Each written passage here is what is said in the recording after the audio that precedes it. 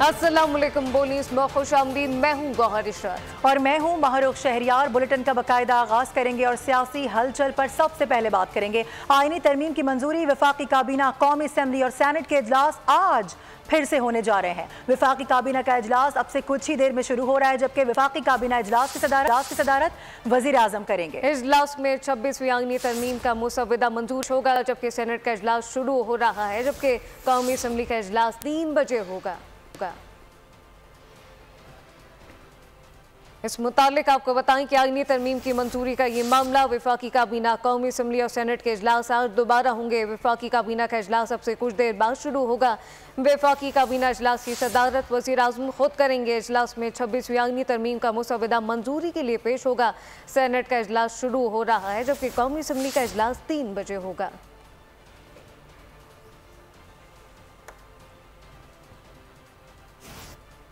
और अब ये जानिए, हुकूमत ने आज तरमीम मंजूर करवाने के लिए कौमी असम्बली सेक्रेटेरिएट को ग्रीन सिग्नल दे दिया है। कौमी असम्बली शोबा कानून साजी ने आईनी तरमीम पेश करने से मुतालिक ज़िमनी एजेंडा भी तैयार कर लिया।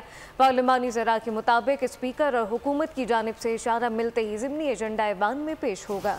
अपडेट करें आपको इस हवाले से। हुकूमत ने आज तरमीम मंजूर करवाने के लिए कौमी असम्बली सेक्रेटेरिएट को ग्रीन सिग्नल दे दिया है। कौमी असम्बली शोबा कानून साजी ने आईनी तरमीम पेश करने से मुतालिक ज़िमनी एजेंडा भी तैयार कर लिया है। बताया जा रहा है ज़राए के मुताबिक के स्पीकर और हुकूमत की जानिब से इशारा मिलने की देर है और ज़िमनी एजेंडा ऐवान में पेश कर दिया जाएगा। आपको ये अपडेट कर दें इसके हवाले से, इससे पहले कई मुलाकातों का सिलसिला भी जारी रहा, मुशावरत भी की गई।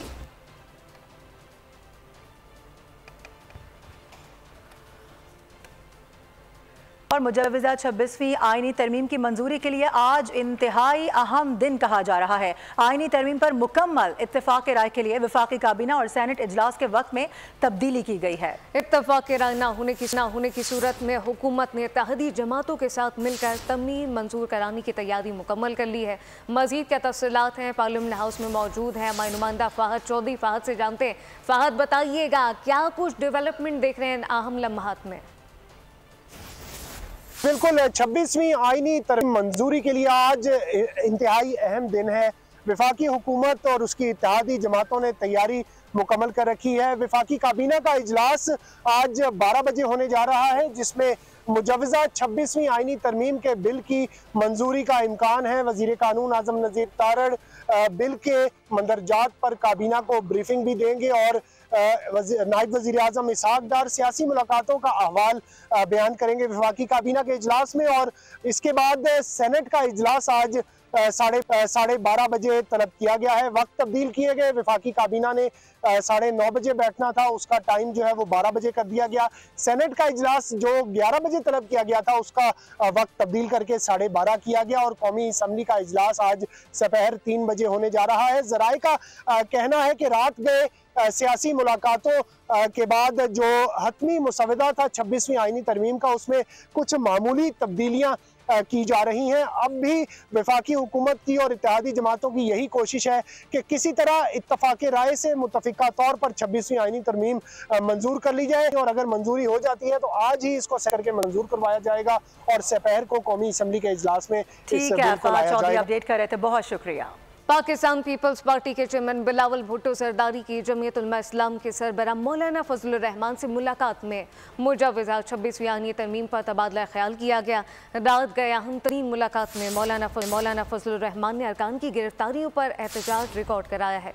कहा गया कि PTI के 5 अरकान बानी चेयरमैन से मिलेंगे, जिसके बाद PTI की पोजीशन वाज़ेह होगी।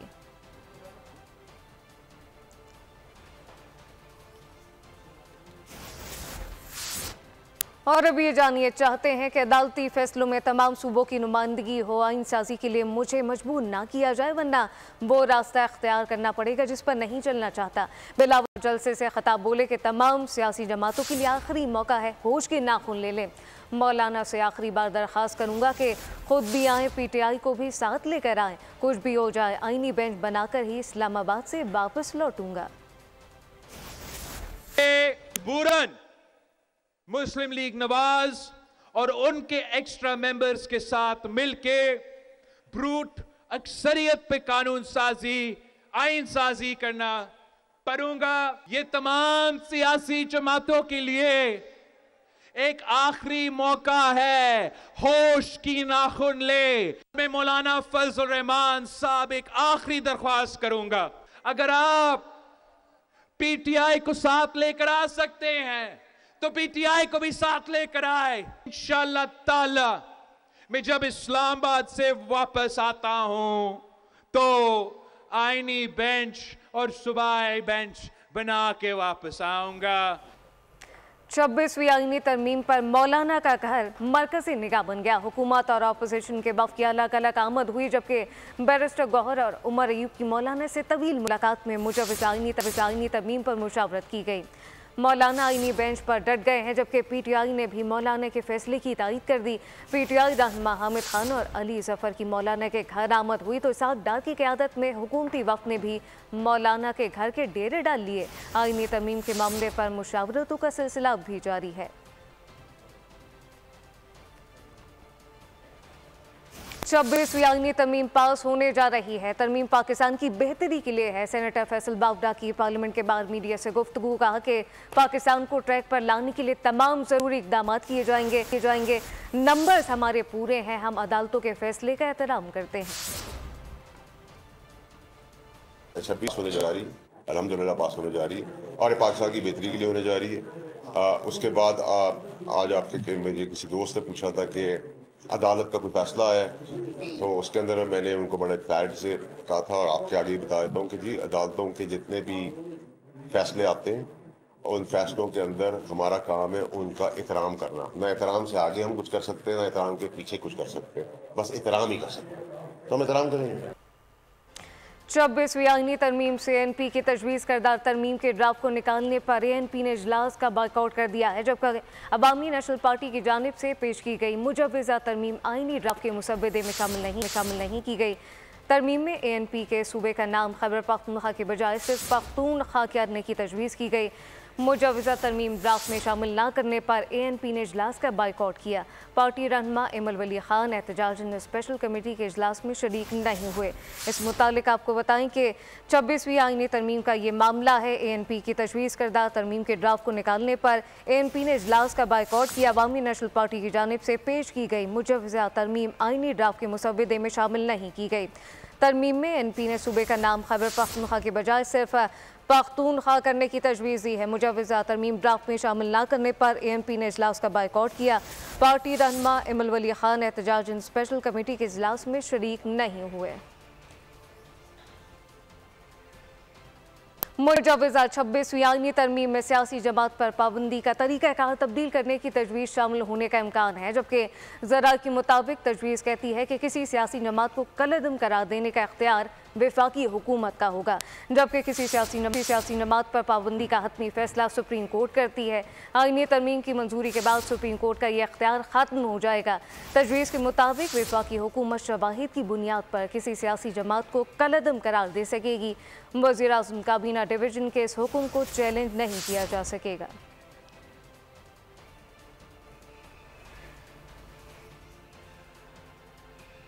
और नाजरीन, बानी पीटीआई से मुलाकात की इजाज़त, बिलावल भुट्टो ने क्रेडिट ले लिया। हैदराबाद जलसे में बोले कि तहरीक इंसाफ की क़यादत को बानी पीटीआई से मुलाकात की इजाज़त हमने दिलवाई।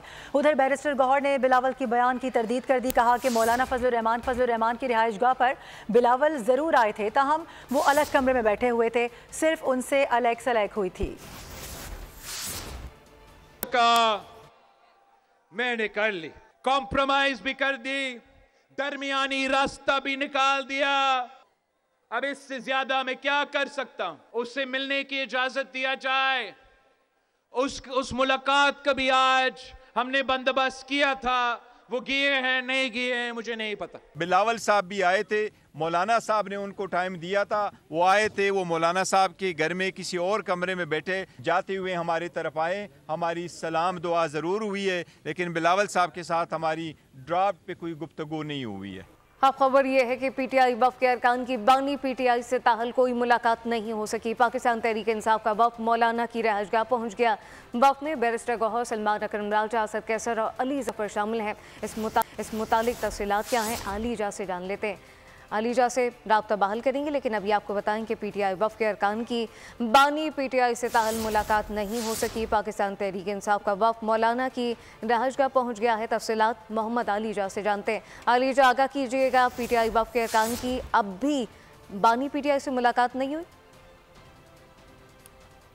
के वफ़द की बानी पीटीआई से मुलाकात नहीं हो सकी। गुज़िश्ता शब जब मौलाना फजल रहमान से पाकिस्तान तहरीक इंसाफ का वफ़द मुलाकात करने पहुंचा था तो उसमें उन्होंने मौलाना से दरख्वास्त की थी कि किसी भी आईनी तरमीम के मुसव्वदे से मुतल्लिक पाकिस्तान तहरीक इंसाफ कोई अपनी फैसला नहीं कर सकती जब तक बानी पीटीआई से मुलाकात नहीं करवाई जाती। इसके ऊपर मौलाना फजल रहमान ने बिलावल भुट्टो जरदारी जब उस मुलाकात के दौरान पहुंचे तो ये बात उन्होंने उनके सामने भी रखी। तो बिलावल भुट्टो जरदारी ने ज़राए का दावा है कि हुकूमत से ये यकीन दहानी करवाई कि वो बानी पीटीआई से सुबह पाकिस्तान तहरीक इंसाफ के अरकान की मुलाकात करवा देंगे। आज जब पाकिस्तान तहरीक इंसाफ के 5 अहम रहनुमा मुलाकात के लिए पहुंचे बानी पीटीआई से, तो 3 को बानी पीटीआई से इजाजत मिली मुलाकात की, जबकि 2 को बानी पीटीआई से मुलाकात की इजाजत नहीं दी गई। इसके ऊपर पाकिस्तान तहरीक इंसाफ के जो चेयरमैन है बैरिस्टर गौहर, उन्होंने कहा कि जब तक हम 5 की मुलाकात नहीं करवाई जाती हम मुलाकात के लिए नहीं जाएंगे। वो वहां पर खड़े रहे लेकिन उनकी मुलाकात नहीं हो सकी। अब पाकिस्तान तहरीक इंसाफ का वफ़द अडियाला जेल से मौलाना फजल रहमान की रिहाइशगाह पर पहुंचा है और इस तमाम सूरत से मुतालिक मौलाना फजल रहमान को आगाह किया जाएगा। अच्छा आलिजा आपसे जानना चाहेंगे, सलमान अकरम राजा को बाहर रोका गया था, उनको इजाजत नहीं दी गई, वो इनकी लीगल टीम को हेड कर रहे हैं, तो क्या वजह सामने आ सकी है इसकी?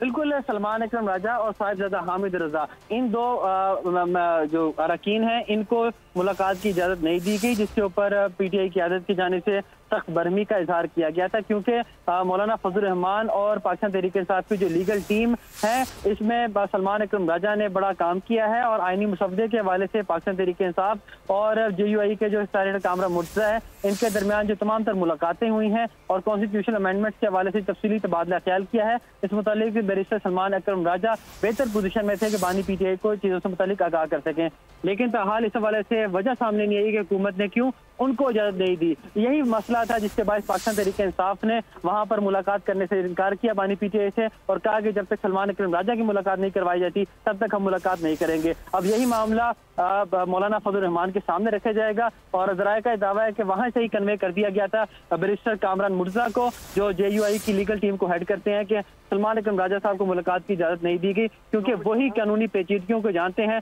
और कानूनी मामला से मुतालिक बानी पीटीआई को आगाह कर सकते हैं। अब देखते हैं इस मुलाकात का क्या नतीजा निकलता है। और अब से कुछ ही देर कबल हमारी ख्वाजा आसिफ साहब से मुलाकात हुई है यहाँ पर पार्लियामेंट हाउस में। उनका यह कहना है कि हम कोशिश कर रहे हैं कि कंसेंसस डेवलप हो सके, इसीलिए काबीना का इजलास भी ताखीर का शिकार हुआ है, सेनेट का इजलास भी ताखीर का शिकार हुआ है और कौमी असम्बली का भी। अदरवाइज हुकूमत के पास नंबर पूरे हैं, अगर मौलाना नहीं मानते तब भी हम आईनी तरमीम ला सकते हैं। जी, हुकूमत के पास नंबर पूरे हैं, मौलाना नहीं मानते तब भी आईनी तरमीम लाई जा सकती है। आलीजा अपडेट कर रहे थे, आपका शुक्रिया। जबकि दूसरी जानिब बानी पीटीआई के वकला ने इंसदाद दहशतगर्दी अदालत रावलपिंडी में 3 दरख्वास्तें भी दायर कर दी हैं। जज अमजद अली शाह ने समाअत की है। ये दरख्वास्तें बानी पीटीआई के बेटों से टेलीफोन पर बातचीत, वकला से मुलाकात और तिबी मुआयने से मुतालिक हैं। दरख्वास्तों में कहा गया है कि बानी पीटीआई से वकला की मुलाकात करवाई जाए, उन्हें GHQ हमले केस से मुतालिक मशवरे लेने हैं, बच्चों से बात का उनका आईनी हक है, इसके इंतज़ाम की हिदायत भी की जाए।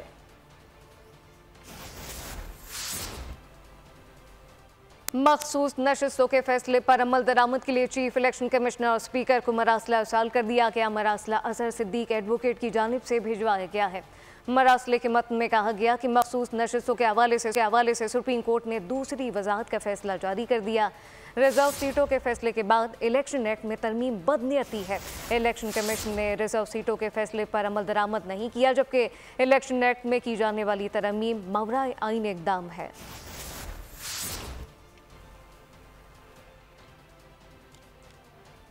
और सिंध हाई कोर्ट में लापता अफराद की बाजियाबी से मुतालिक दरख्वास्तों की समाअत हुई। अदालत ने बल्दिया में 2 साला बच्ची की गुमशुदगी पर हैरत का इजहार कर दिया। इस्तफसार किया गया कि 2 साला बच्चा मिसिंग पर्सन कैसे हो सकता है। सरकारी वकील ने कहा कि बच्चे को खातून समेत 2 मुल्जिमान छीन कर ले गए थे। तफ्तीशी अफसर के मुताबिक ये मिसिंग पर्सन का केस नहीं बल्कि अगवा का मुकदमा है, जिसके बाद अदालत ने 2 साला बच्ची की बाजियाबी से मुतालिक दरख्वास्त को निपटा दिया।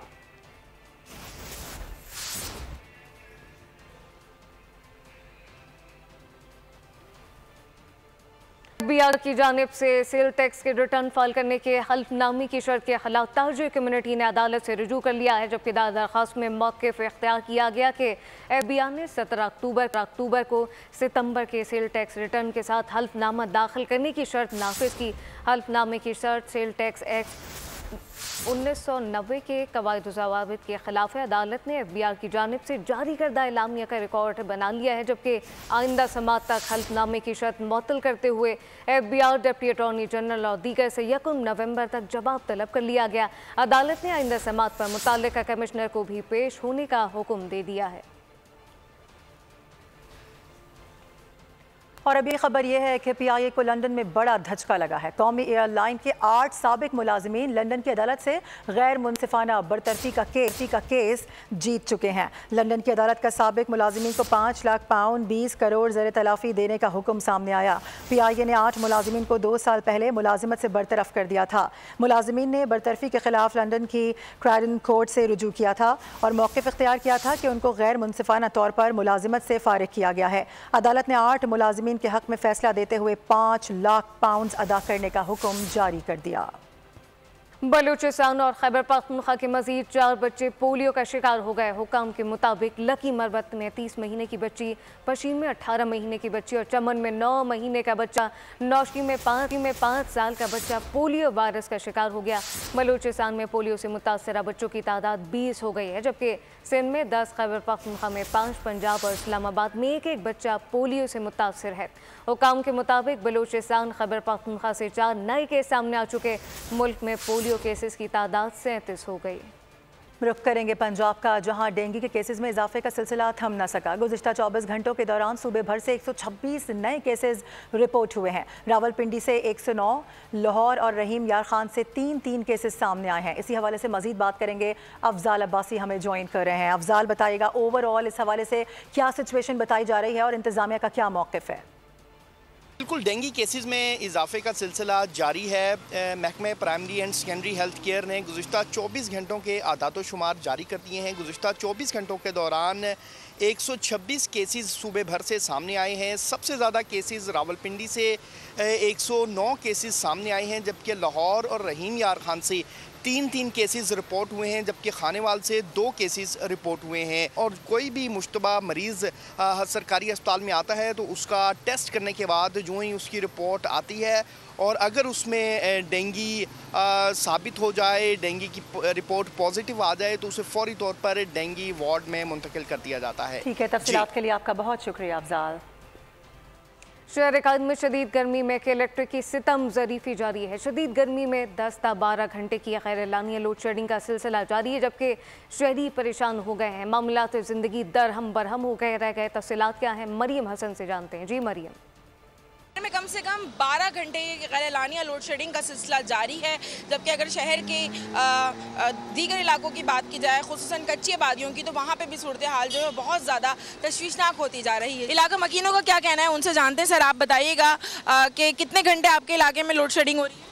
तकरीबन 10 से 12 घंटे की लोड शेडिंग है। और इसके अलावा गैर एलानिया लोड शेडिंग जो है वो इसके अलावा किसी भी वक्त ये लाइट बंद कर देते हैं। एक तो होता है कि इंसान को पता होता है कि ये 2 घंटे या 2.5 घंटे लाइट जाएगी तो उसका कोई इंतज़ाम करता है, लेकिन मसला है कि रात को सोए हुए हैं और सुबह ड्यूटी पे जाना है, लाइट चली गई, पूरी रात की जो है वो नींद ख़राब हो जाती है। शदीद गर्मी के सबब, गैर एलानिया लोड शेडिंग के सबब जो है शहरी तकलीफ का शिकार हैं और हुकूमत से यही गाहे बगाहे अपील करते हुए नजर आ रहे हैं कि जब बिल्स पूरे लिए जा रहे हैं तो 24 घंटे बिजली भी फराहम की जाए। मरियम हसन, बहुत शुक्रिया तफसीलात के लिए।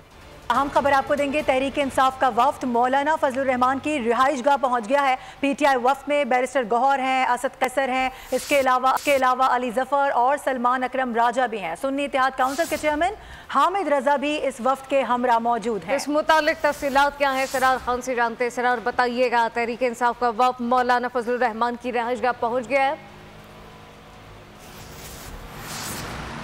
जी बिल्कुल, जैसा कि आज ये जो वफ्द है PTI का, जिसमें कि असद कैसर, बैरिस्टर अली ज़फ़र के अलावा बैरिस्टर गौहर अली और साथ साथ जो है सलमान अकरम राजा पर मुश्तमिल अफराद जो वफ़द है PTI का, इसमें जैसे कि आइनी तरमीम के हवाले से गुज़श्ता रात जो है मुलाकातों का सिलसिला जारी है। हुकूमती कमेटी की जानिब से मुख्तलिफ सियासी जमातों के साथ जो है मुज़ाकरात किए जा रहे हैं। दूसरी जानिब अगर हम बात करें PTI की, तो PTI भी ऑलरेडी मुख्तलिफ सियासी जमातों से इस पर बातचीत चल रही है और जमीयत उलमा इस्लाम के मौलाना फजल रहमान साहब से उनसे गुफ्तगू का सिलसिला कल से भी जारी है। कल रात गई भी है मुलाकात जारी। आज अगर हम बात करें अभी अडियाला जेल के हवाले से अगर बात करें तो आज हुकूमत की जानिब से इस 5 रुकनी वफ़द को इजाज़त मिली जाकर बानी PTI से अडियाला जेल में मुलाकात करे और इस जो PTI का जो ये 5 अरकान पे मुश्तमिल जो वफ़द है उसने अडियाला जेल आना था और यहाँ पर आकर बानी PTI से मुलाकात करके 26वीं आइनी तरमीम के हवाले से पेशरफ्त हो रही है या जमीयत उलमा इस्लाम के साथ जो उनकी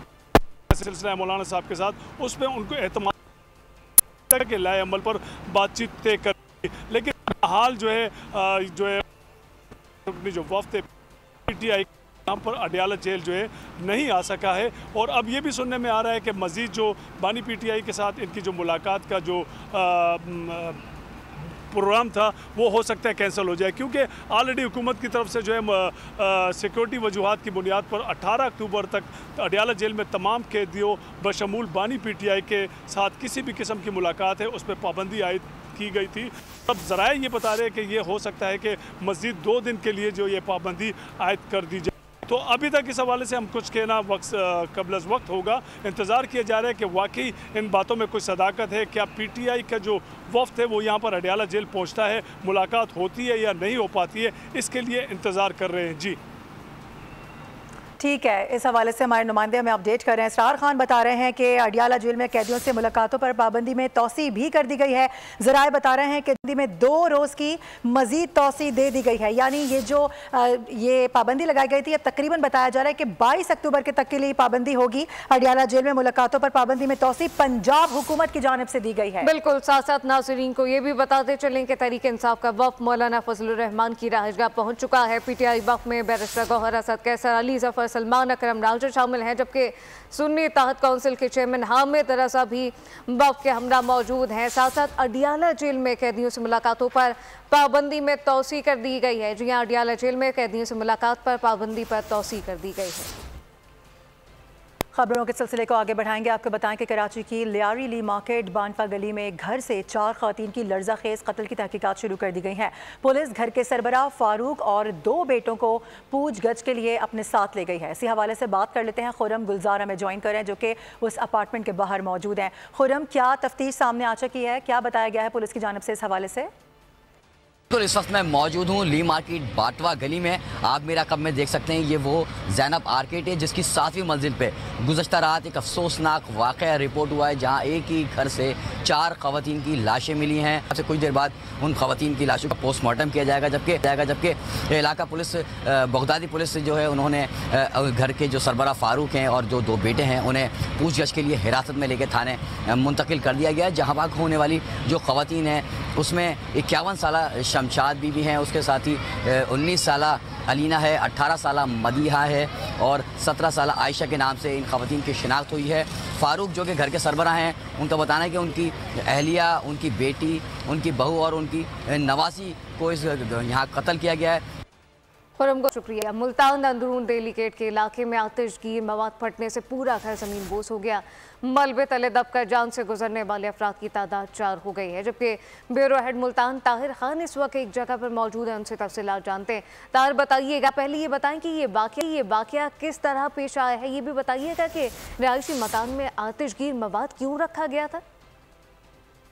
इस वक्त मुल्तान के दिल्ली गेट के जो है आगापुर हाउस में मौजूद हैं और आप मेरे पीछे देख सकते हैं, ये वो घर है जहाँ पर ये आतिशी मवाद जो है वो बनाया जा रहा था, जहाँ पर ये जिसमें ये आतिशज़दगी हुई और उससे धमाका हुआ और ये धमाका इस कदर शदीद नौइयत का था कि आप देख सकते हैं कि 2 लेंटर जो हैं वो गिर चुके हैं और कुछ लेंटर के पीसीज अभी भी हवा में मौलिक हैं। इसके साथ साथ जो आसपास के घर हैं उनको भी शदीद नुकसान हुआ है। और ये काम किस तरह जारी था और इस पर भी पुलिस को सद्देबाब करना होगा। पुलिस के लिए भी एक सवालिया निशान है। ताहम नुकसान काफ़ी हुआ है, आसपास के लोगों के घरों का काफ़ी नुकसान है, लोगों में बहुत खौफ व हरास है। और जो इस धमाके की आवाज़ थी वो दूर दूर इलाकों तक सुनाई दी गई है। IG पंजाब ने वाक़े की कर ली है, RPO मुल्तान वाक़े की रिपोर्ट देंगे। जी ठीक है, तफसीलात के लिए आपका बहुत शुक्रिया। और अभी आपको खबर दें कि अमेरिका में भारतीय खुफिया एजेंसी रॉ के गिर्द घेरा तंग कर दिया गया है। अमेरिकी महकमा इंसाफ ने रॉ के मफरूर फील्ड ऑफिसर विकास यादव पर फर्दे जुर्म आयद कर दी है। इल्ज़ाम लगाया गया है कि विकास यादव और निखिल गुप्ता ने अमेरिकी शहरी को कत्ल करने का मंसूबा बनाया था। कनाडा के बाद अमेरिका में भारत की सरहद पार दहशतगर्द कार्रवाइयां बेनकाब हो गईं। अमेरिकी महकमा इंसाफ ने प्रेस रिलीज जारी की है जिसमें भारतीय रॉ के एजेंट पर अमेरिकी शहरी के कत्ल की नाकाम कोशिश का इल्जाम लगाया गया है। 39 साल विकास यादव मनी लॉन्ड्रिंग में भी मुलविस है। चेक रिपब्लिक से गिरफ्तार निखिल गुप्ता पर पहले ही फर्द जुर्म आयद की जा चुकी है। मुलजमान ने अमेरिकी शहरी सिख फॉर जस्टिस के रहनुमा गुरप्तन सिंह पन्नू को कत्ल करने का मंसूबा बनाया था जिसे अमेरिकी सिक्योरिटी फोर्स ने नाकाम बना दिया था। 53 साल निखिल गुप्ता को गिरफ्तार करके अमेरिका मुंतकिल किया जा चुका है जबकि यादव मफरूर है। अमेरिकी महकमा इंसाफ ने कहा है कि जो भी अमेरिकी शहरियों को नुकसान पहुंचाएगा उसके खिलाफ बिला इम्तियाज कार्रवाई की जाएगी, चाहे वो कितना ही ताकतवर और बड़ी हैसियत का हामिल हो। पाकिस्तान मिलिट्री एकेडमी में 150वीं PMA लॉन्ग कोर्स की पासिंग आउट परेड हुई। Chairman joint chief of staff committee general Sahir Shamshad Mirza passing out parade के मेहमान खुसूसी थे। जनरल साहिर शमशाद मिर्ज़ा ने खुसूसी परेड का मुआयना किया और नुमाया कारकर्दगी का मुजाहरा करने वाले कैडेट को अवार्ड से नवाजा। इस मौके पर 36वीं टेक्निकल ग्रेजुएट कोर्स के junior under officer Mohammad Umar Sharaz ने चीफ ऑफ आर्मी स्टाफ के एजाज़ में छड़ी हासिल की। 23वीं लेडी कैडेट कोर्स की पाकीज़ा याकूब भी कमांडेंट केन की मुस्तहक करार पाई। PMA की Ejazi Shamsheer battalion senior under officer Abdullah Afsal ने हासिल की। न्यूज़ बुलेटिन से फिल वक्त इतना ही। मज़ीद खबरों और अपडेट्स के लिए आप देखते रहिए बोल न्यूज़।